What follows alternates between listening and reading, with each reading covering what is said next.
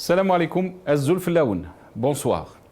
Après l'éruption surprise de M. Tebboune sur la scène médiatique nationale qui interroge aussi bien sûr sur le plan de la forme que sur le contenu, nous avons observé que le traitement médiatique de cette intervention n'a pas été à la hauteur de cet événement majeur au vu de ce qui entourait l'absence de chef de l'État, suscitant moult interprétations.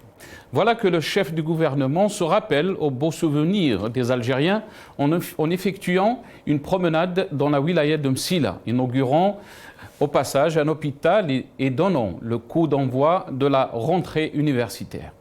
Invité de la radio locale, il a eu à lancer un appel aux citoyens pour faire front au regard des menaces extérieures se faisant représentant de commerce de l'éditorial de la revue El Jaish en essayant d'assurer le service après-vente du commandement militaire.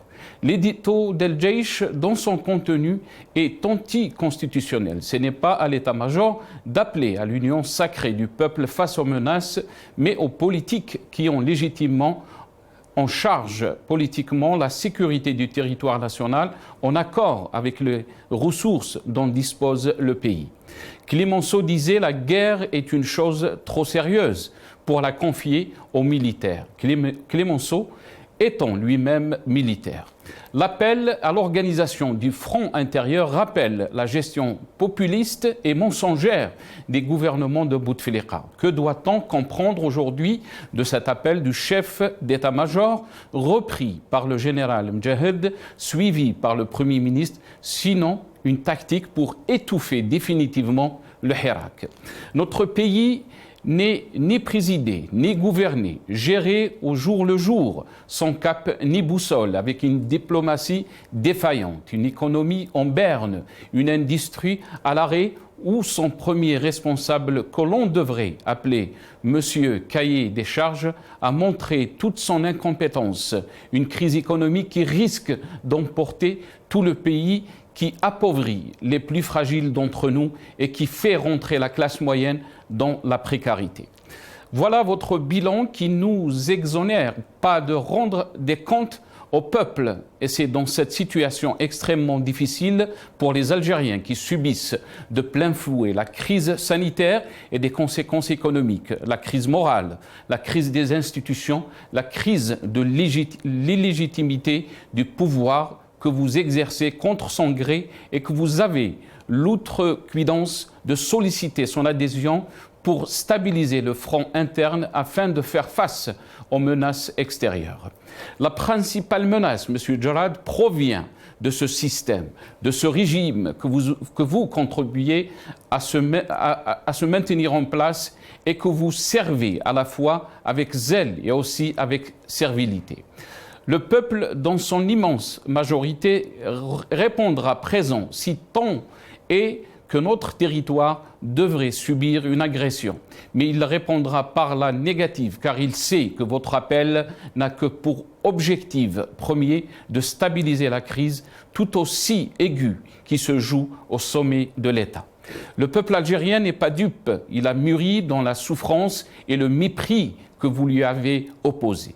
Comment expliquer que vous n'ayez fait aucune référence lors de votre intervention à partir de Msila sur le tweet de M. Tebboune, sur sa santé et sur les instructions qu'il vous a données au sujet de la loi électorale.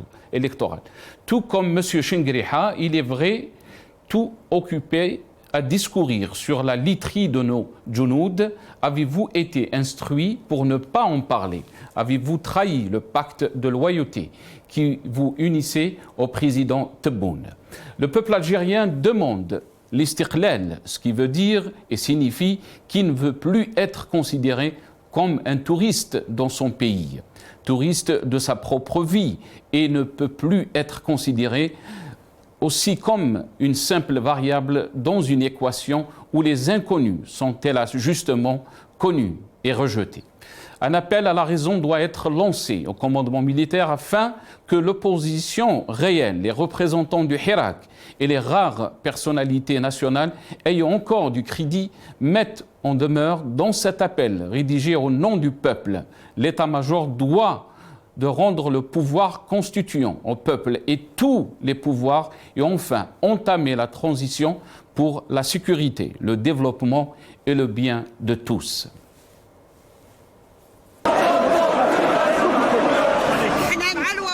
ماشي بالعنف هما اللي يديروا العنف ماشي حنايا حنا السلميه دائما على الوطن علينا نحيا ونموت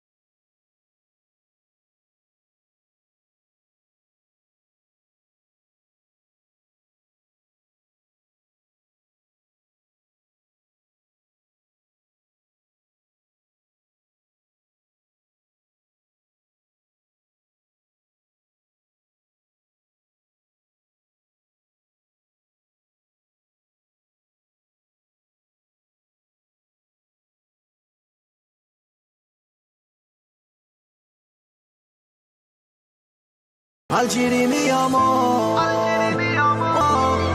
Algérie mi amor.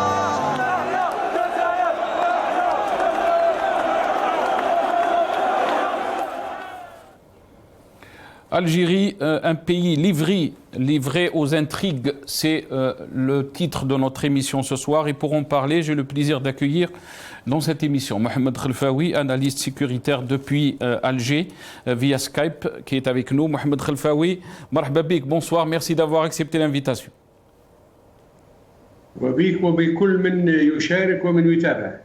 Merci à vous, c'est Mohamed. On aura aussi dans cette émission, espérons d'avoir Karim Tabou, coordinateur national de l'UDS depuis Alger, Kaddour Chouicha, syndicaliste défenseur des droits de l'homme, qui est avec nous depuis Oran.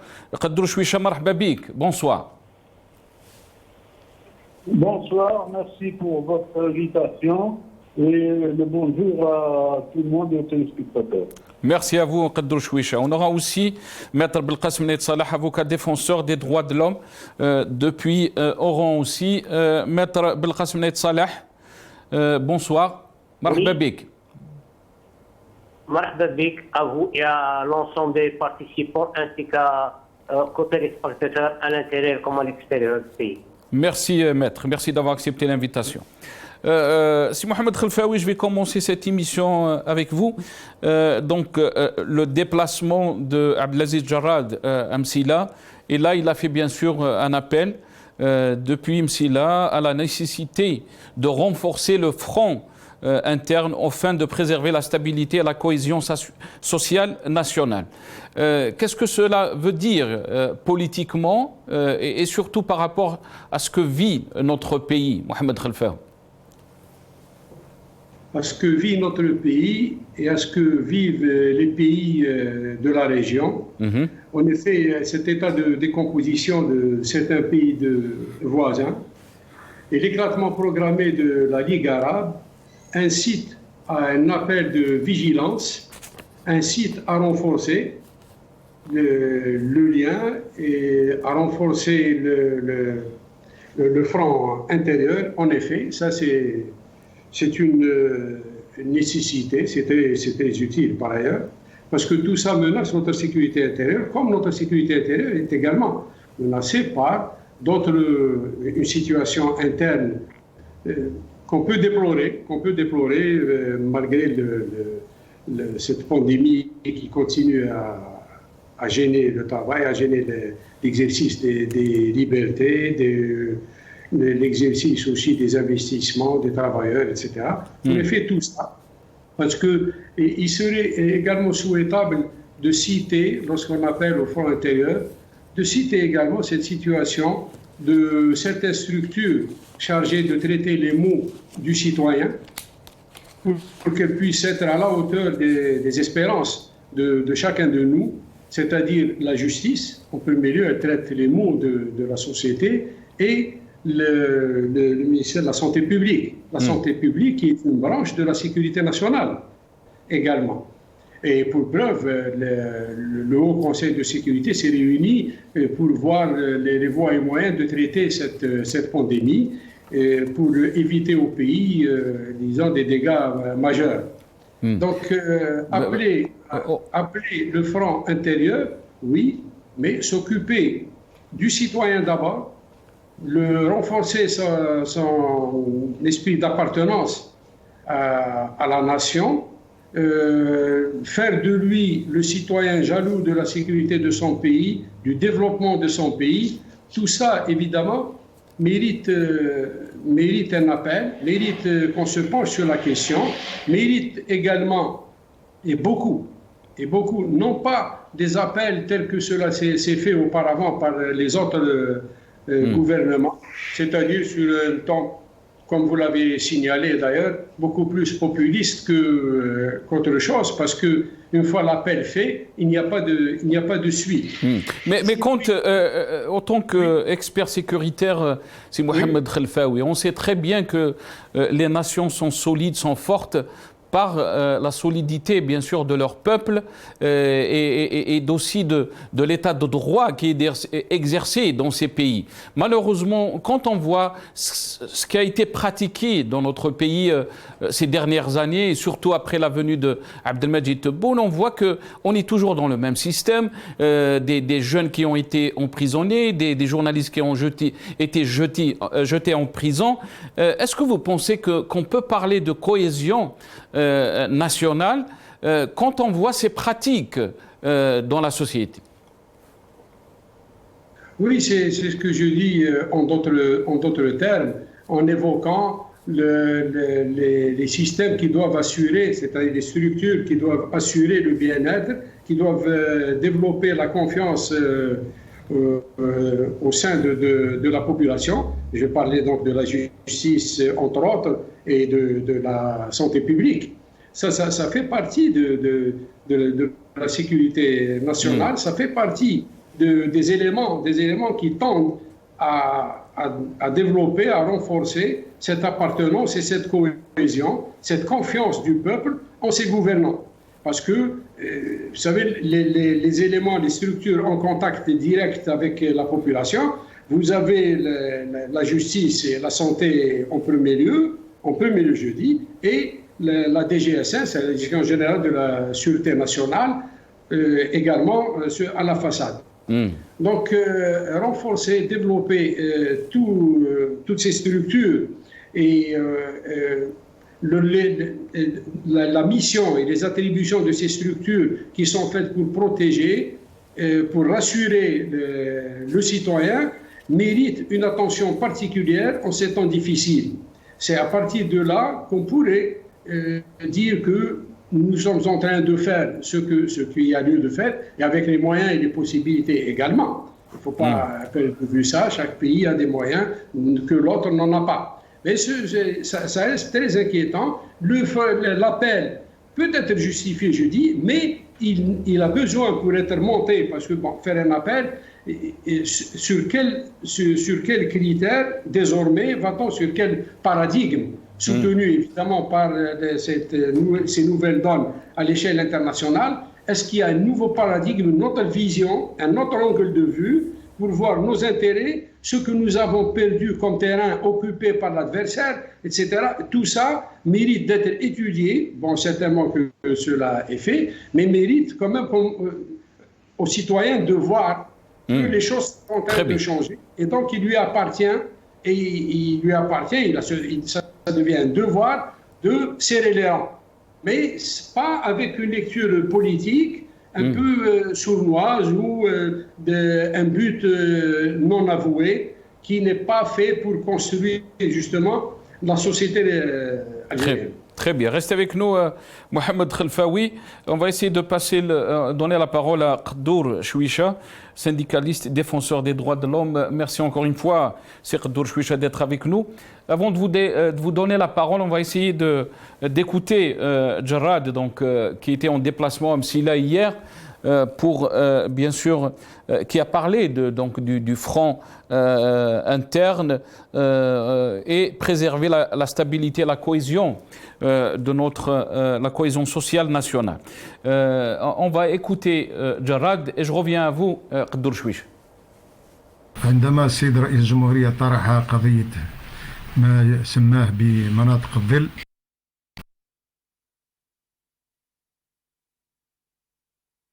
عندما السيد رئيس الجمهورية طرح قضية ما سماه بمناطق الظل هو يعلم ويعرف جيدا الواقع نتاع وضعية تنمية في كل الولايات في الحقيقة والتأخير اللي موجود. نسينا أن هناك مواطنين ما وراء الستار كما يقولون يعيشون في مشاكل كبيرة رغم كل الإمكانيات المتوفرة عند الدولة. وبالتالي قرر السيد الرئيس وهنا السيد وزير الداخلية موجود معي التكفل بكل ما في وسعنا لإعطاء الشروط والظروف أحسن الظروف الحياة للمواطنين الذين يعيشون في هذه المناطق من ماء، من كهرباء، من طرق، من مدارس، من إعطاء يعني قدر الإمكان كذلك وسائل نقل للتلاميذ ووجبات ساخنة لتعطي الإمكانيات للتلميذ أن يبقى مركز على الدروس. فالحمد لله يعني قمنا بمشوار كبير في هذا المجال هذا. هناك تغطية وطنية، ليس هناك ولاية لم نأخذها بعين الاعتبار ومنها طبعا ولاية مسيلة. إذن التأكيد على هذا من طرف السيد الرئيس في كلامه الأخير يعني رغم يعني صحته يعطي أهمية كبيرة لما يسمى بالجزائر العميقة. Qaddour Chouicha, vous avez entendu Abdelaziz Jarrad. Bien sûr, il a parlé que l'État a les moyens. Donc, pourquoi il se demandait pourquoi donc il y a des Algériens qui vivent dans des difficultés, dans la pauvreté, surtout c'est dans les zones d'ombre. Mais là, on se pose la question, si l'État a les moyens, on se pose sur la gestion de ces moyens. Qaddour Chouicha.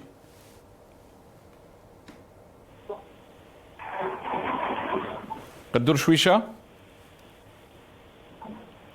est-ce que vous êtes avec nous? Je pense on a un petit souci avec le téléphone de Qaddour Chouicha. Espérons l'avoir une autre encore une fois. Belqasem Nait Saleh, maître Belqasem Nait Saleh. Oui. Belqasem Nait Saleh, est-ce que vous avez entendu donc les déclarations de Abdelaziz Jarrad? Et aussi, il a parlé donc dans son déplacement à Msila de renforcer le front interne afin de préserver donc la stabilité et la cohésion sociale nationale. Qu'est-ce que vous en pensez de ça, Belqasem Nait Saleh? Je dirais que on est toujours dans le logiciel de la politique politicienne et dans le professionnalisme de la langue de bois. Et en faisant une lecture politique, je crois que c'est un aveu d'échec.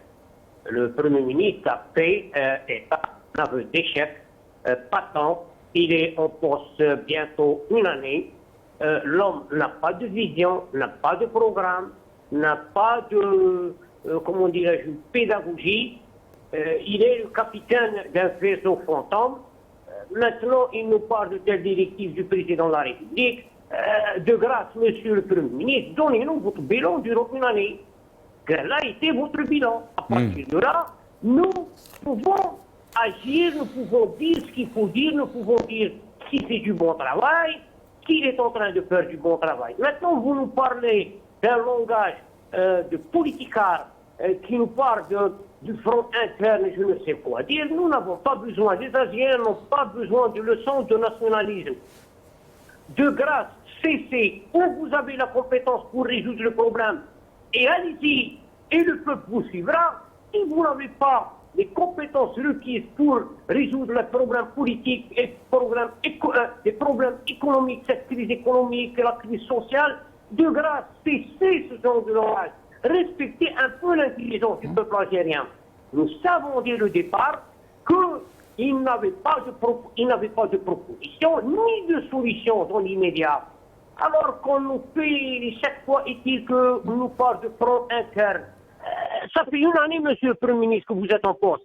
Vous n'avez pas eu la pédagogie, vous n'avez pas eu les moyens, la vision pour résoudre la crise économique. Nous vivons en Algérie et nous côtoyons la crise tous les jours. Que Dieu paie matin et soir. Nous connaissons les problèmes de l'Algérie. Alors, après une année, bientôt une année qu'il est nommé Premier ministre, maintenant il nous parle du front interne, il faut solidifier, nous voulons des solutions. Il faut aller au-delà de ces problèmes. Belkacem Naït Saleh, Maître Belkacem Naït Saleh. Oui, oui. Très bien. Donc, quand il dit qu'il faut faire renforcer le front intérieur, alors qu'on sait très bien que le peuple algérien est dans une autre dynamique. Le peuple algérien demande qu'il y ait de vraies réformes et d'aller vers une transition pour essayer donc d'aller bâtir une Algérie libre et surtout un état de droit. Est-ce que vous pensez que ce qu'il dit Jarrad a écho dans la rue algérienne ou avec le peuple algérien? Ah non, non, absolument pas. Personne ne peut l'entendre et personne ne peut l'écouter. Il est dans une situation du serpent qui se mord la queue. Il est en train de tourner en rond. Depuis une année, on n'a rien vu venir. On n'a rien vu comme solution. On n'a pas vu de vision claire. Il est dans une autre galaxie, une autre dimension. Et le peuple est dans une autre dimension. Voilà.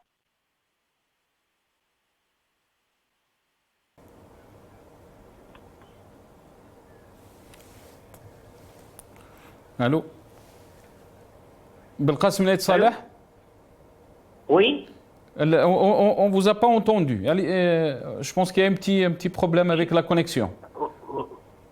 Je vous ai dit que que la situation que M. Jarrad, en tant que Premier ministre, n'a pas présenté durant cette année ni de vision, ni comment il voit résoudre les problèmes, quels sont les moyens.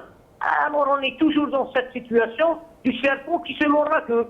On est en train de tourner en rond pendant une année, nous avons perdu une année. Il n'a pas de vision ni pour résoudre la crise politique, ni pour résoudre la crise économique, ni pour résoudre la crise sociale. Alors il nous fait un langage, un discours purement démagogique. Nous parlons du front intérieur.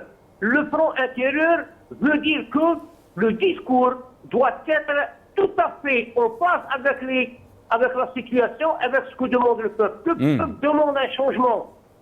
Il demande le changement, il demande de résoudre ses problèmes quotidiens, économiques. M. Jarrad, pendant une année, il était absent. Je vous dis que l'homme n'a pas de vision. Il n'a ni programme ni rien. Il est là, il nous raconte cette question du Front National. Le Front National est constitué depuis plus de 60 ans. Les Algériens, ils savent que pertinemment qu'ils n'ont pas d'autre pays que l'Algérie. Ils sont prêts à se sacrifier pour ce pays. Très bien, restez avec nous, Belkacem Naït Saleh. Restez avec nous. Je vais revenir à vous, Mohamed Khelfaoui. Ce que vit notre pays, bien sûr, Jarrad essaie ça a été cité aussi par la revue El Jaish, donc de renforcer le front interne.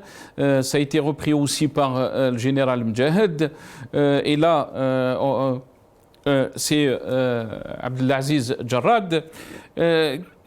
Quel est le but donc d'aller dans ce sens, de parler donc du front, de renforcer le front interne, alors qu'on sait très bien que tout ce qui se passe concernant la géopolitique, l'Algérie était absente. L'Algérie, le régime a tout fait pour exposer l'Algérie à cette situation.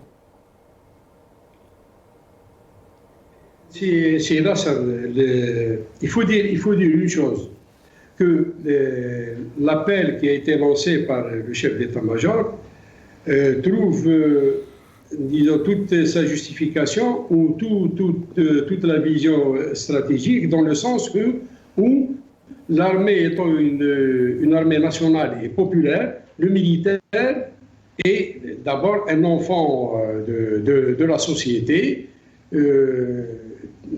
tout niveau confondu, ou tout état confondu, et il a des prolongements donc dans la société a des prolongements également, donc réciproquement, dans l'armée. C'est pour ça que l'apaisement, apaiser le front interne, ça devient quelque chose de très important, pour ne pas dire de vital, pour toutes les armées. Son renforcement au soutien à l'effort, généralement, lorsqu'on appelle au renforcement du front interne, c'est se préparer à une mobilisation générale, à un effort de guerre, qu'il soit développementiste ou de guerre dans le sens premier du terme.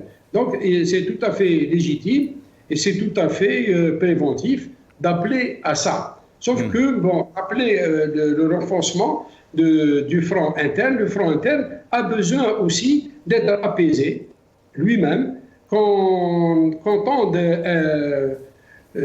une oreille attentive vers le peuple, à ses revendications, à ses besoins, à ses maux, à son malaise, essayer de comprendre, chercher à comprendre. Et ensuite, il faut aussi rassurer le pays de manière générale par une dynamique accrue qui rassure donc aussi bien le front interne, et aussi bien le front interne que nos voisins à l'échelle régionale au moins. Donc c'est une vision beaucoup plus globale, et peut-être qu'on en tient compte de ça, je ne sais pas, je ne suis pas dans les... Et donc les structures chargées de traiter les mots, donc, comme je le dis, la diplomatie algérienne qui est la première arme, toutes les diplomaties sont les premières armes de défense préventive, active et préventive. Donc une dynamique par des compétences à toute épreuve doivent apparaître, et on doit s'arrêter un petit peu du clientélisme ou des amis et des copains, etc.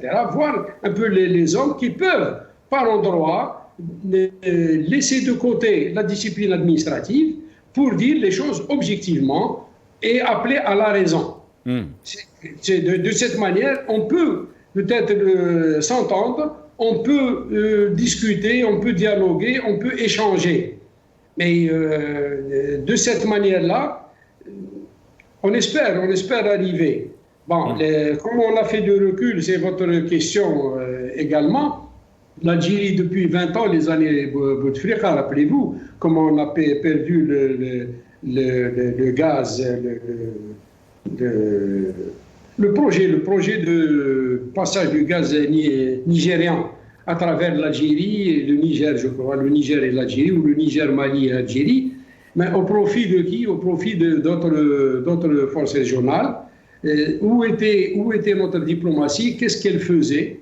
On n'en sait rien. La Ligue arabe est en train d'éclater. Notre diplomatie ou nos stratèges n'ont-ils pas prévu tout ça pour nous retrouver du jour au lendemain avec un autre président, et rien ne tient la route.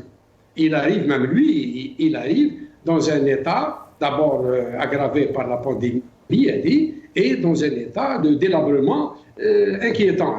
Là, on a le droit de s'inquiéter, et c'est notre pays, bien sûr. Donc, à mon avis, oui, demander à son enfant, à son fils, de faire ceci ou cela, ou de certaines corrections, oui, mais il faut aussi lui donner les moyens, lui montrer qu'on est également responsable de lui et de ce qui peut lui arriver. Très bien. Restez avec nous, Mohamed Khelfaoui. On a été rejoint par Karim Tabou, coordinateur national de l'UDS. Karim Tabou, merci d'avoir accepté l'invitation. Marhaba bik, bonsoir. Merci de l'invitation. Merci à vous, Karim Tabou. Karim Tabou, si on revient un peu, vous avez animé aujourd'hui, bien sûr, une conférence de presse et vous avez parlé aussi de la situation dans notre pays. Mais quand on entend Abdelaziz Jarrad en déplacement à Msila parler donc de renforcer le front interne et nonobstant nos différentes appartenances politiques, il a appelé à la cohésion, pour préserver donc la stabilité face aux dangers et aux menaces qui guettent notre pays. Qu'est-ce que vous en pensez de ça, Karim Tab?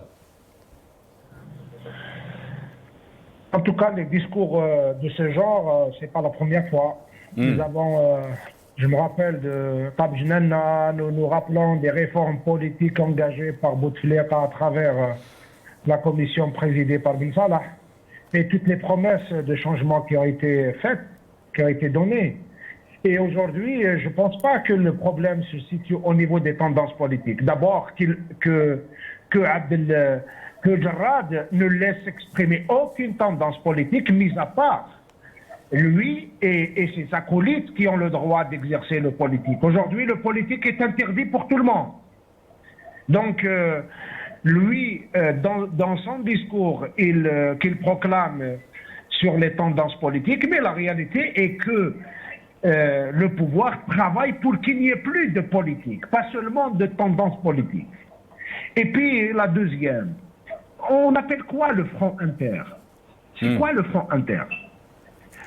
Le pouvoir continue de définir un certain nombre de mots de telle sorte qu'il se maintient, parce qu'en fait, ce discours-là est destiné à une frange de la société auquel le pouvoir, à chaque fois, transmet des peurs. À tel point que le pouvoir s'emploie à transformer tous les mots en mots qui font peur aux Algériens. Souvenons-nous et souvenez-vous, lorsqu'on a évoqué la nécessité d'aller vers une transition démocratique véritable, lorsqu'on a soulevé la question de la nécessité d'engager le pays dans de vraies réformes, eh bien à l'époque là, c'était un autre discours, c'était nous sommes l'ayad al-ajnabiyya. Mais aujourd'hui, que le pays est assiégé de toutes parts et que la seule façon de se sortir de cette situation n'est autre que la démocratie. Le problème n'étant pas d'écouter Jarrad en disant qu'on va apaiser, Il ne s'agit pas d'apaiser, il s'agit de se sortir des pièges du sous-développement, de la dictature, de la répression. Se sortir du piège de la répression et du sous-développement nécessite que l'on mette fin définitivement aux mensonges, aux manœuvres politiciennes et engager le pays sérieusement dans un processus démocratique. Lorsque le Premier ministre déclare, comme ça dans une rencontre, il dit que si vous voulez voir le Jazair al-Jadida, c'est suffisant pour comprendre qu'il est complètement décalé de la réalité. Mais le Premier ministre est complètement en déphasage avec ce que vivent les Algériens, avec les problèmes des Algériens, avec la situation de notre pays. Il est là, il croit que la gestion d'un pays va se faire par une logique de police, une logique de tout fermer, de tout contrôler et de tout soumettre à surveillance et à l'autorité de la police. Ce n'est pas comme ça qu'on gère un pays. Un pays, la force d'un pays réside dans la capacité de la société à se sentir concernée, à créer des envies et de participer dans la gestion de leurs propres affaires, à avoir des centres de recherche qui sont là et qui se projettent dans l'avenir, une université capable de défier et de propager le savoir, de donner le savoir, des partis politiques capables de mobiliser la société. Voilà, c'est un tout. l'immunité d'un pays réside dans sa capacité à passer une confiance réelle, solide entre la nation et l'État, entre le peuple et les gouvernants. Et c'est ce qu'il voulait dire, Jarrad Karim Tabou, c'est ce qu'il voulait dire que la politique, je termine juste ma question et je vous laisse répondre. La politique comme ça a été tracé donc par Abdelmajid Tebboune, qui a fait donc une vidéo sur Twitter, qu'il disait que je suivais heure par heure ce qui se passe en Algérie et que l'urgence c'était donc ces zones d'ombre. Est-ce que vous pensez qu'il y a une volonté de changer les choses en Algérie, ou même la sortie de Tebboune était rassurante pour rassurer d'abord l'opinion publique et pour dire que l'État fonctionne le plus normalement possible? C'est-à-dire descendre à ce niveau, c'est vraiment se condamner au sous-développement. Lorsqu'on voit se dérouler dans le monde des événements qui modifient en profondeur les rapports politiques et économiques dans le monde, avec des chamboulements très profonds, et lorsqu'on voit se dérouler des débats sur des sujets importants qui concernent toute l'humanité, à savoir les énergies renouvelables, les problèmes du climat, les économies solidaires, les droits de l'homme, l'environnement, et vous êtes pris dans ce processus qui est en train de modifier profondément les relations internationales, et vous écoutez une vidéo de quelqu'un qui dit « Attention, je vous ai donné la consigne de servir des repas chauds aux enfants dans des écoles ». C'est un choc terrible que de voir un pays qui a tout un capital historique, un capital politique, et qui a une énergie extraordinaire de jeunesse, qui a montré toutes ses aptitudes à se mettre à jour avec le monde, et voilà, on est tiré vers le bas par des administrateurs qui continuent de gérer le pays avec des mentalités des temps du parti unique des années 70. Très bien. Restez avec nous, Karim Tabou. Je vais revenir à vous. Belkacem Naït Saleh, est-ce que c'est pas cette façon de gérer le pays, la continuité dont il a parlé Karim Tabou, qui menace en fait notre pays, son existence, sa cohésion, comme dit Abdelaziz Jarrad? Il faut être clair. La situation est tellement difficile et compliquée que nous sommes toujours dans ce logiciel de politicard qui nous parle de choses qui relèvent de l'insensé.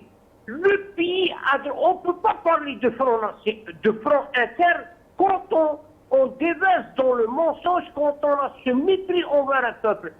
Un peuple pendant 2 ans, presque bientôt 2 ans, il a demandé un changement radical dans la passivité la plus totale. Il a demandé à ce qu'on en finisse avec cette manière de faire. Il a demandé à s'autodéterminer, à vouloir vivre dignement dans son pays, à clamer haut et fort un état de droit, que les Algériens doivent être égaux devant la loi. Il a demandé à ce qu'ils puissent avoir un contrôle sur ses richesses. Il a demandé la bonne gouvernance, et j'en passe, et de meilleurs. Voilà qu'on nous rappelle, on peut vouloir un discours pareil de politiciens, une langue de bois. Et je me pose la question, ces gens-là vivent-ils en Algérie avec nous, les Algériens et les citoyens, ou dans une autre galaxie? La question qui se pose, l'Algérie ne se fera pas sans le peuple. L'État ne se fera pas sans le peuple. La République ne se fera pas sans le peuple. Et nous avons dit qu'il était temps de vouloir jeter les passerelles avec la société et de faire un compromis historique pour un partage de pouvoir entre la société et les tenants du pouvoir. Mais on a marre de cette façade politicard qui nous ramène toujours en arrière. On est en train de perdre du temps. et la situation s'aggrave et se complique et nous allons vers le pourrissement. L'Algérie a un peuple et elle a une histoire et elle a une géographie. Ces gens-là n'ont pas encore compris ces trois éléments fondateurs de la République algérienne. Nous sommes un pays qui a une histoire, nous sommes un pays qui a une géographie. Les puissances étrangères savent la géographie qu'occupe l'Algérie. Et l'Algérie, il y a un autre élément qui a fait éruption, je l'ai dit depuis plusieurs mois. Cette fois-ci, le peuple a fait éruption dans l'équation. Nul ne peut faire abstraction du peuple. Maître Belkacem Nayed Saleh, pourquoi donc le peuple n'adhère pas? Pourquoi il n'adhère pas à ce genre de discours, à ce genre d'appel? Parce que le peuple qu'on est en train de lui mentir. Le peuple, pendant 58 années, il a cru tant bien que mal, et en fin de compte, il a compris que ce n'est que mensonge après mensonge. Chaque fois, nous avons vécu 20 années de mensonges avec un despote qui a ruiné le pays, qui l'a détruit. 20 années de mensonges. Vous voulez qu'on continue à croire ces gens-là? Non. Ces gens-là ne sont pas l'émanation de la volonté populaire. C'est pour cette raison qu'il y a ce décalage entre eux et le peuple. On n'a pas le droit de choisir. L'Algérie n'a pas le droit de choisir un maire. Alors comment voulez-vous qu'il va croire à un Premier ministre? Nous avons des institutions fantoches. Nous avons des députés qui ne représentent pas la légitimité populaire. Comment voulez-vous que le peuple puisse croire? Le peuple n'y croit jamais ces gens-là. Même quand ils vont dire la vérité, ils ne vont pas y croire. Très bien. Restez avec nous, Belkacem Nayed Saleh. Mohamed Khelfaoui, est-ce que vous pensez, Mohamed Khelfaoui, qu'il y a un problème de légitimité, que le problème de légitimité fait défaut au régime à ce genre, quand il fait ce genre d'appel de renforcer le front interne, ce problème de légitimité et de confiance qui n'existe pas entre le peuple et le pouvoir, et le régime, pardon. En effet, je peux avoir répondu la dernière séance avec vous, et j'avais dit que tant qu'il y a cette fraude électorale, qui est la mère de tous les vices, c'est elle qui nous a amené à la corruption, c'est elle qui nous a amené à cet état, à cette situation, c'est elle qui n'a pas permis une réflexion en profondeur sur l'état de la nation pour essayer de trouver les solutions adéquates, et nous en avions énormément, soutenu par une belle manne pétrolière, financière, etc. On pouvait écouter. Tant qu'on n'écoute pas le peuple, en effet, il y a problème. C'est comme si, je m'excuse de reprendre une mauvaise citation utilisée par certains responsables, la caravane passe. C'est tout comme on nous l'a dit clairement. C'est-à-dire, dites ce que vous voulez, nous ferons ce que nous voulons. Parlez autant que vous voulez, vous avez la liberté d'expression, mais vous parlerez à vous-même. Même des jeunes ministres qui insultent les Algériens, qui ne votent pas par un oui pour la Constitution, qui leur disaient les ma'jbouch al-hal يخرج من البلاد. Oui, il n'y a pas que celui-là. D'autres l'ont rendu presque une obligation religieuse. C'est-à-dire que ce genre de discours, ce genre de langage, je ne sais pas si c'est politique ou si c'est de la provocation ou alors de l'incompétence. C'est dommage d'utiliser des termes aussi durs dans de telles situations, mais en fait, on ne peut pas les éviter, c'est le cas. Comment, de quel droit vous me dites changer de pays? Et s'il vous plaît, je tombe des nues lorsque j'entends une phrase pareille. Tous ensemble, en famille, avec ses enfants, et même les enfants l'entendent, quittez le pays si vous n'êtes pas d'accord. Pesez un peu vos mots, vous êtes responsable. Chaque mot pèse.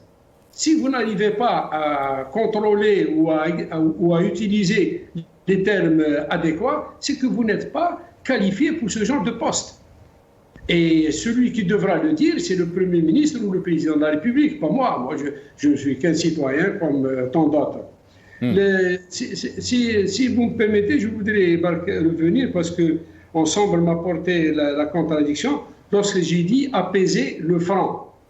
Lorsque je parle d'apaisement, c'est dans le contexte précis là, et les gens le comprennent, ceux qui sont de bonne foi, le comprennent. Dans ce contexte, ça veut dire répondre à ce franc, répondre aux besoins exprimés de ce franc. Ce n'est pas, je peux dire le changement, comme je peux dire d'une autre manière. Et quand vous parlez du franc, est-ce que vous voulez dire quand vous parlez du franc, oui. Est-ce que vous voulez parler du Hirak, ce que le Hirak demande? Oui, le Hirak dans son ensemble, c'est tout le peuple. Le Hirak est une masse qui s'est exprimée. C'est les 40 millions ou c'est les 24 millions de... C'est comme un peu, lorsqu'on nous dit le Hirak, ce n'est pas tout le peuple. C'est comme si ceux qui ont voté sont tout le peuple. C'est pas tout le peuple qui a voté également. Donc la légitimité est encore une fois remise en cause. Si le Hirak a parlé, il a parlé pour le peuple. Et il y a une partie qui est sortie, l'autre partie qui n'est pas sortie. Elle peut soutenir, elle peut être neutre, peu importe. Mais qu'on n'exige pas du Hirak de faire sortir 43 millions d'habitants parce qu'on exigerait de faire sortir 24 millions d'électeurs pour voter. Or, ce n'est pas le cas depuis toujours, même malgré les chiffres qu'ils donnaient. C'est un peu la même chose. Donc, ces gens-là, quand ils s'expriment de la sorte, ils n'ont pas d'argument. C'est juste pour être un bon client, pour plaire. Or, vous ne pouvez pas me plaire lorsque vous me posez des problèmes avec la population que je gère. Essayez d'aider dans le sens de construire, de convaincre, mais pas d'insulter ou de décourager. Ou on répond, ou on ne peut pas répondre. Et alors là, on est tenu de donner des explications, compte tenu de l'article 7 et 8 de la Constitution, aux détenteurs de la légitimité, c'est-à-dire le peuple. Il est en droit d'avoir des réponses, il est en droit de s'exprimer à travers son élite, ou à travers certains représentants, ou à travers des gens qui peuvent disons, mettre sous forme et en termes politiques et économiques ses revendications à lui.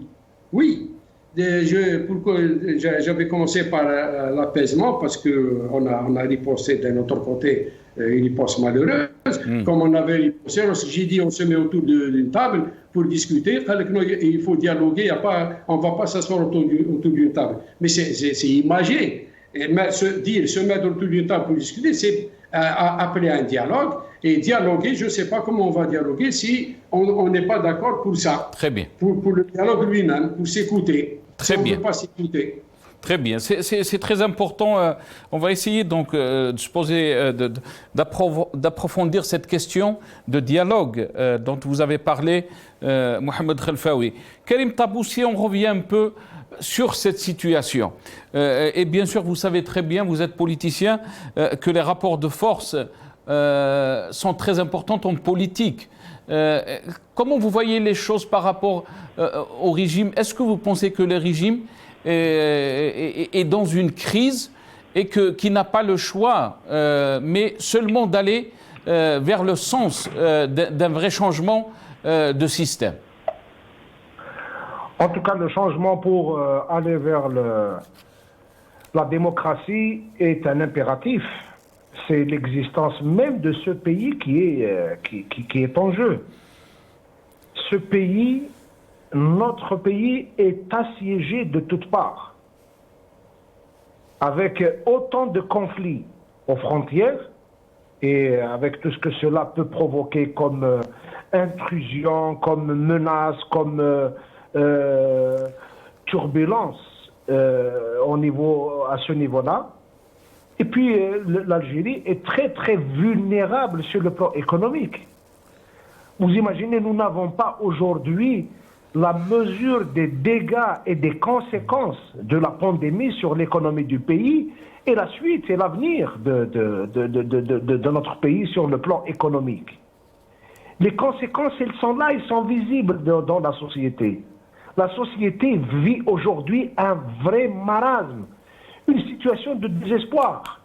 Et on n'a pas besoin d'interroger les grands experts pour voir qu'ils sont des centaines de jeunes qui se jettent dans la mer et ils sont des milliers à postuler au départ à l'étranger. Et je ne parle pas seulement des jeunes qui veulent aller par les voies illégales. il y a également une grande partie des Algériens qui sont des enseignants à l'université, qui sont des médecins, qui sont des cadres dans l'administration et qui vivent un marasme sérieux. Donc un pays qui va se vider, qui se vide de sa substance et qui est assiégé, doublement assiégé ou triplement assiégé par une situation économique difficile, une situation sécuritaire difficile, une pandémie qui est là, et nous ne sommes pas l'Allemagne, nous ne sommes pas les États-Unis pour traiter les séquelles et trouver des palliatifs autant sur le plan économique que sur le plan social. La réalité, il est là, il y a une jeunesse, il y a un peuple qui est empêché d'exercer son droit à l'autodétermination pour qu'il décide lui-même de ses propres affaires. Il y a un pouvoir qui est en train d'exercer son autorité en dehors du cadre légal avec le trafic des élections en utilisant la répression. Et on ne peut pas, il n'y a pas un modèle réussi dans le monde de ce système de gouvernance. Il n'y a pas. Donc aujourd'hui, nous regardons d'une manière simple, sereine, apaisée. Il n'y a pas de modèle de réussite dans le monde comme pour méditer, pour aller dans ce sens. Donc aujourd'hui, plus que jamais, l'idée du changement, de la démocratie, le changement profond est ancré, elle est enracinée dans les Algériens, elle est en tout cas un impératif historique. Vouloir ruser avec le temps, ruser avec l'histoire, vouloir différer ce qui est devenu indispensable, c'est faire perdurer la crise, c'est reporter les espoirs des Algériens et c'est se condamner au risque d'avoir des changements. Mais Karim Tabou, il y a aussi des voix qui s'élèvent au sein de ce régime, de ce pouvoir, qui disent c'est quoi l'alternative? Est-ce que nous, en Algérie, on a une élite qui est organisée, qui a un projet de société dont le peuple adhère? Si je dis le peuple, une majorité du peuple. Est-ce que vous pensez aussi qu'il y a aussi de l'autre côté une certaine légitimité de peur de dire on ne peut pas faire plonger l'Algérie dans un chaos alors qu'on ne sait pas qu'est-ce qu'il y a en face? En tout cas, ce chantage permanent de c'est nous sinon le déluge existe bel et bien depuis des siècles ailleurs. Des pays ont vécu ces situations. Et puis le prétexte qui est farfelu, le prétexte qui est faux, qui consiste à dire qu'il n'y a pas d'alternative. Avant, on pouvait accorder un minimum de crédit à cette réflexion consistant à dire que l'opposition n'est pas structurée, etc. Et pourtant, il y a quand même deux précisions à faire. La première est que le pouvoir a travaillé d'une manière continue, méthodique, organisée pour empêcher toute alternative démocratique. Et il continue de le faire. Tous les moyens sont bons pour affaiblir la classe politique, affaiblir l'élite et donner la prime au contraire de l'élite, à la médiocrité et à la violence dans toutes ses formes. La deuxième remarque qui est très importante, ce slogan est mort le 16 février 2019. Il était plus ou moins acceptable de parler de l'absence d'alternative avant le soulèvement populaire. Parce que les gens pensaient que la classe politique devait trouver des issues par elle-même. Mais la réalité, c'est que cette classe politique est le produit en grande partie de ce pouvoir. Mais comment peut-on convaincre le régime d'aller donc vers cette période de transition demandée par l'élite algérienne ou les partis d'opposition et le peuple, bien sûr? Comment on peut avoir des arguments et convaincre le régime qui peut y avoir donc cette transition sans aller dans le chaos? sommes-nous dans une situation où le pouvoir cherche à se convaincre? Il faut pas qu'on retourne les choses et qu'on s'auto-flagelle et qu'on s'auto-accuse. La responsabilité n'étant pas dans la société, n'étant pas dans l'élite. La responsabilité étant entièrement dans le pouvoir qui continue de manœuvrer. Et même quand il fait semblant de dire qu'on a besoin de l'apaisement, etc., mais il n'y a aucun acte concret qui vient montrer justement sa disponibilité à aller dans ce sens. Et ce ne sont pas les discours qui vont changer grand-chose. Les Algériens ont bien vécu des situations, des promesses, des engagements pris par les uns et les autres.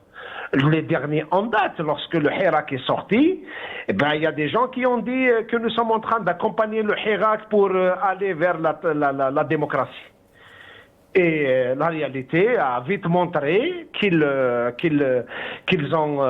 accompagné le Hirak le temps de se faire une petite crédibilité pour tenter d'exécuter le Hirak et d'en finir avec le Hirak. Donc, les expériences sont là.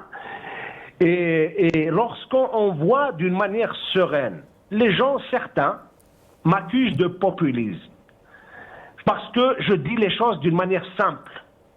On n'a pas besoin de nommer un comité d'experts constitué de gens qui ont rédigé par le passé les constitutions de Bouteflika et les constitutions d'avant Bouteflika et faire tout un théâtre autour de ça, faire de fausses consultations sur la Constitution en listant 1300 personnes et majoritairement ce sont des personnes qu'on ne connaît pas et on adresse les invitations au débat sur la Constitution aux organisations satellites du pouvoir et aux partis du pouvoir.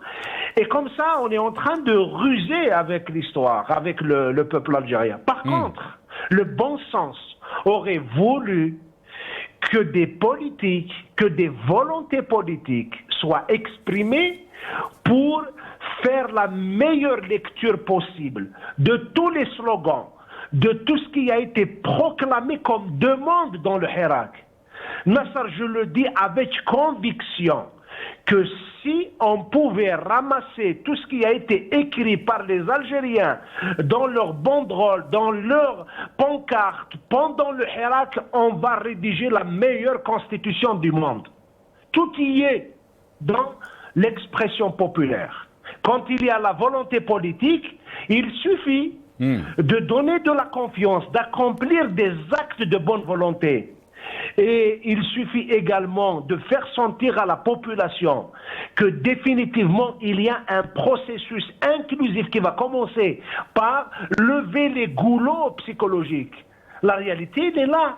Une des raisons, et j'attire l'attention des invités, de nos amis, une des questions qui ont fait que le débat au sein du Hirak n'est pas sorti du débat général et que les gens ont demandé très clairement que le Hirak reste dans sa dimension dynamique populaire et qu'ils ne veulent pas qu'il soit structuré et qu'il soit représenté. Parce que les expériences ont bien montré que le pouvoir ruse avec l'histoire, ruse avec les mouvements, manipule, tente de corrompre. Et tant que les pratiques de corruption, de violence, de ruse, de manœuvre, de manipulation du suffrage universel continuent de fonctionner, je ne pense pas comment on peut parler aujourd'hui de cette volonté du Premier ministre, alors que le chef de l'État nous informe qu'il a demandé à cette instance qui a trafiqué les élections présidentielles et qui a trafiqué les élections sur le référendum, il lui demande de préparer une loi. La loi électorale. C'est suffisant pour nous rendre à l'évidence que ce pouvoir... Est-ce que vous pensez donc que ces appels répétitifs pour renforcer le front interne et en fin de compte, c'est pour étouffer définitivement le Hirak? Le front interne ne peut être renforcé que par la démocratie. Le front interne est constitué de deux choses. Le peuple dans le cadre d'un état de droit. seul le peuple est capable de défendre aujourd'hui l'Algérie. L'Algérie est en danger, ne peut la défendre que le peuple algérien dans le cadre de la mise en place d'un État de droit. Très bien. Karim, restez avec nous, je vais revenir très rapidement à vous. Belkacem Naït Saleh, l'Algérie est en danger, il n'y a que le peuple qui peut défendre donc cette Algérie, dit Karim Tabou.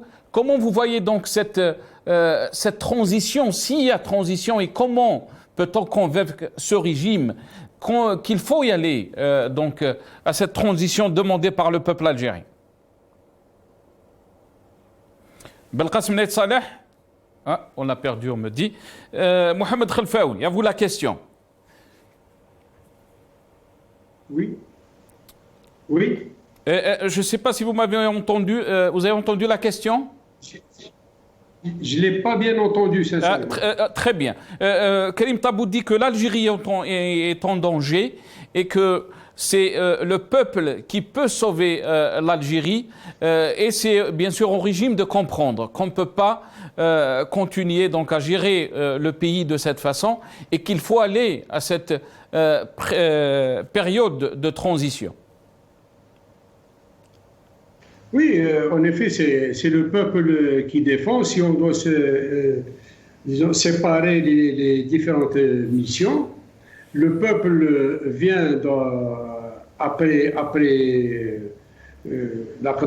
des débats, il vient pour la résistance et il a donné ses preuves. Les peuples ont donné leurs preuves à travers l'histoire que le dernier mot leur revient et ce sont eux qui décident de, si vous voulez, de la fin d'un conflit ou autre. Donc il est évident que le peuple, c'est lui, c'est pour ça d'ailleurs on appelle ici et là à l'unité nationale, au front intérieur, le renforcement du front interne, etc. Mais pour ce faire, le consolider, le renforcer, lui donner plus de motivation à se jeter dans le feu, quel que soit l'adversaire, que ce soit, permettez-moi de le dire, que ce soit la pandémie ou que ce soit le chômage ou que ce soit l'ennemi militaire, il faut quand même qu'on lui montre qu'il existe. Que ce peuple-là, c'est à lui qu'appartient le pays.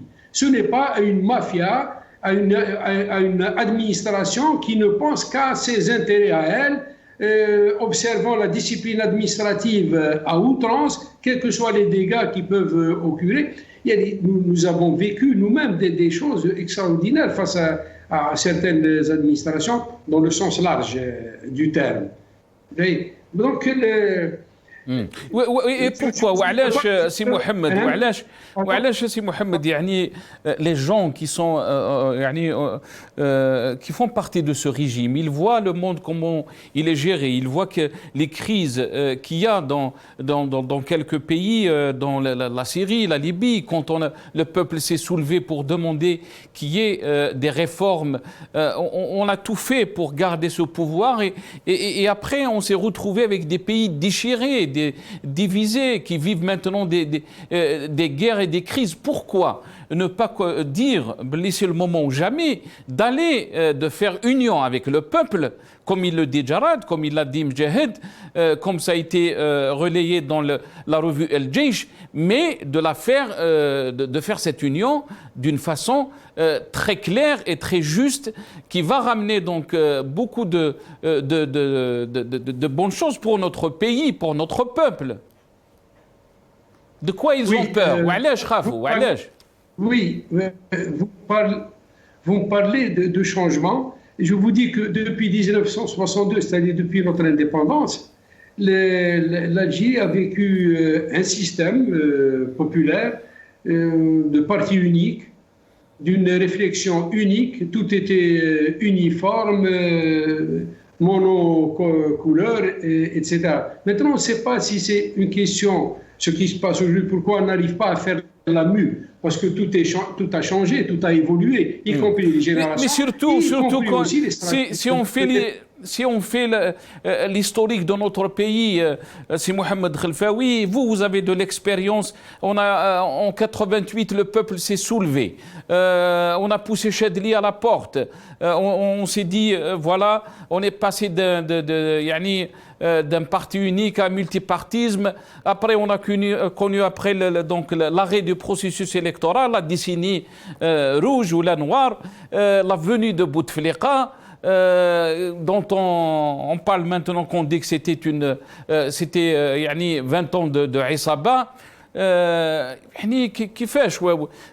qu'il n'y a pas des gens qui sont sages dans ce régime et de dire on a fait perdre du temps à notre pays, on a fait beaucoup de mal à notre pays? Je pense que la question que je me pose, moi, personnellement, les gens qui se sont succédés au pouvoir, travaillaient-ils avec une mentalité ou par conviction? Je crois que la conviction n'y était pas, et n'y est peut-être pas encore, peut-être, mais c'est des mentalités forgées depuis notre indépendance. Et comment changer ces mentalités? Ce n'est même pas par des générations, puisqu'ils puisent leurs éléments de leur réservoir humain qu'ils ont formaté. C'est-à-dire que même les nouveaux venus risquent de réfléchir de la même manière, et donc on ne pourra pas avancer. Donc, il faut aller vers des convictions que le pays de plus en plus accuse des retards par rapport à son environnement, par rapport aux changements internationaux, par rapport à cette recomposition du monde qui est en train de se faire sous la férule des puissants. Et lorsqu'on aura saisi peut-être ces changements, quand je dis saisi, ce n'est pas, c'est-à-dire avec conviction, pas avec une mentalité, comment s'y opposer, mais comment essayer d'épouser ce mouvement pour pouvoir s'intégrer et être toujours au rythme des avancées, au rythme de la menace également, au rythme de la génération qui monte, lui ouvrir les voies. Lorsque les gens, je reprends une chose que vous avez discuté tout à l'heure, lorsqu'ils disent qu'il n'y a pas d'alternative, qui en est responsable? Qu'a-t-on fait depuis un demi-siècle? On n'a pas formé des hommes pour assurer la relève. Alors, c'est le crime, d'où vient-il? Là, on s'enfonce encore, c'est-à-dire le pouvoir s'enfonce lorsqu'il dit qu'il n'y a pas d'alternative. Pourquoi? Il y a des alternatives en termes humains et en termes de programme. Maintenant, on est d'accord ou on n'est pas d'accord, normalement, c'est le peuple qui doit voir. Et ensuite, même ceux qui présentent des alternatives doivent aussi connaître un peu de réalité du pays. Parce que, non, je veux dire que même pour ces gens-là, malgré leur bonne foi, l'information ne leur parvient pas. Comment est notre économie, comment sont nos finances, comment sont nos engagements internationaux, etc. Les gens ne savent pas, et donc on est en effet un peu perturbé dans ça. Très bien. Mais la responsabilité revient toujours à celui qui détient la décision de faire ou de ne pas faire. Très bien. Restez avec nous, Mohamed Khelfaoui. Il ne me reste pas beaucoup de temps. Belkacem Naït Saleh, le mot de la fin très rapidement. Après, je passerai à Karim Tabou. Belkacem Naït Saleh, comment fait-il que ce régime tient encore, alors que vous avez parlé d'un décalage, qu'il n'y a pas de confiance entre le peuple et le pouvoir? Comment il tient encore, donc? Il arrive parce qu'il arrive à distribuer, il a distribué la rente et il a déstructuré la société par l'envahissement de comportements immoraux, par la triche, par la fraude, par le mensonge, par tous les moyens possibles et inimaginables pour maintenir les privilèges et les intérêts. La question qui doit être posée aux Algériens et qui doit être, on attend leur réponse. Il faut que nous parlons depuis 58 ans, nous parlons de privilèges et d'intérêts. Et les gens qui ont été nourris dans cette mentalité ne peuvent pas accepter qui, du jour au lendemain, qui se rendent compte, puissent être justiciables comme tout le monde, puissent ne plus être au-dessus de la loi, être au-dessus de la loi comme tout citoyen, être justiciable comme tout le monde. Quand on parle d'efforts on doit prendre ce qui revient à l'effort. Alors nous avons vécu pendant 58 ans le mensonge, la distribution de la rente, la distribution de la société, parce que ces gens n'ont pas ni un projet d'État, ni un projet de société. Toujours est-il qu'il y a des problèmes et des soucis majeurs. Il faut nuancer. Il y a une situation actuelle. Il ne faut pas tenir un langage simpliste et on essaie d'expliquer le compliqué par le simple. Il y a une situation de crise en Algérie et qui peut amener tout le monde. Les éléments de la crise, elles sont toujours. Il n'y a pas de bonne foi d'un partage du pouvoir avec le peuple comme moyen alternatif de sauvegarder l'État, le pays et commencer à construire un pacte démocratique. Les passerelles doivent être jetées avec la société et ceux qui détiennent le pouvoir réel, en dehors de ça, ce n'est que du verbiage et de la sémantique qui ne sert à rien. Le pays a une situation de crise politique profonde. Elle vient se greffer à elle la pandémie, la crise économique, la crise sociale et la crise régionale, sécuritaire régionale. Rien ne se fera sans le peuple et rien ne se fera contre le peuple. Voilà. Merci à vous, Maître Belkacem Naït Saleh. Rien ne se fera avec contre le peuple. Karim Tabou, le mot de la fin, s'il vous plaît. Comment vous voyez donc les choses? On a vu Tebboune qui a bien sûr fait la petite vidéo dans sa réapparition, parler de continuer donc d'aller dans le sens de sa feuille de route. Est-ce que vous pensez que c'est inquiétant qu'il y ait des signaux de la part du régime de continuer dans la même politique alors qu'on vit une situation de crise à tous les niveaux? Enfin, les entêtements politiques, ils sont là depuis longtemps. Il n'y a rien de nouveau dans les attitudes du pouvoir. Et puis une précision également, quand on parle d'alternative, comme si on essaye de faire porter la responsabilité au peuple. Mais de l'autre côté, tous les gouvernements qui se sont succédés et les opérations de maquillage politique qui ont été menées, c'est elles qui ont mené ce pays à la dérive, c'est eux qui ont condamné ce pays. Donc aujourd'hui, lorsque j'entends les gens proclamer absence d'alternative, mais comme un gouvernement actuel, vous pouvez nommer un gouvernement chaque jour. Si c'est pour gérer et conduire le pays à cette situation, vous pouvez nommer chaque jour un gouvernement. Par contre, nommer un gouvernement qui soit capable de rétablir la confiance, de construire de nouveaux pans qui vont redonner envie aux Algériens et qui vont leur donner le sentiment d'appartenir à ce pays et donc de s'investir dans ce pays, ça demande un effort. Karim Tabou? Je pense qu'on a été coupé, on me dit. On a perdu Karim Tabou. Mohamed Khelfaoui, une minute s'il vous plaît, le mot de la fin très rapidement. Oui, mais pour le mot de la fin et pour rester dans le contexte, voilà, nous avons appris un peu la situation de santé du président. Il est apparu sur un petit écran bien fatigué, on ne peut pas dire moins, et bien fatigué. Nous avons besoin d'une dynamique très importante. Même dans sa fatigue, il a annoncé sa demande au cadre de la présidence de préparer une loi. Bon, moi, personnellement, si vous me posez la question, ça c'est interne, on aurait pu l'éviter à la télé.